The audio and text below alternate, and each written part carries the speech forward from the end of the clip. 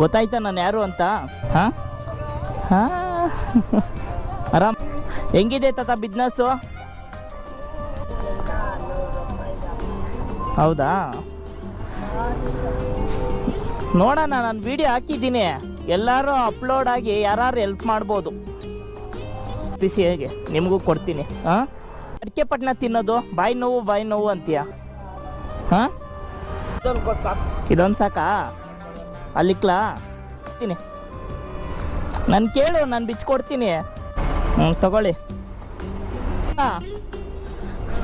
ಅಜ್ಜಿಗೆ ಒಂದು ಗಿಫ್ಟು ತಂದಿದ್ದೀನಿ, ನಿನ್ನ ಕೈಯಿಂದ ಕೊಡು, ಖುಷಿ ಆಯ್ತಾರೆ. ನಿಮ್ಮ ಮಿಸ್ಸಸ್ ಕೊಡು. ಅವತ್ತು ತಾತ ಕೇಳ್ತಾ ಇತ್ತು ನನ್ನ ವೈಫಿಗೆ ಏನು ಕೊಟ್ಟಿಲ್ಲ ಅಂತ. ಖುಷಿನಾ? ನಿಮ್ಮ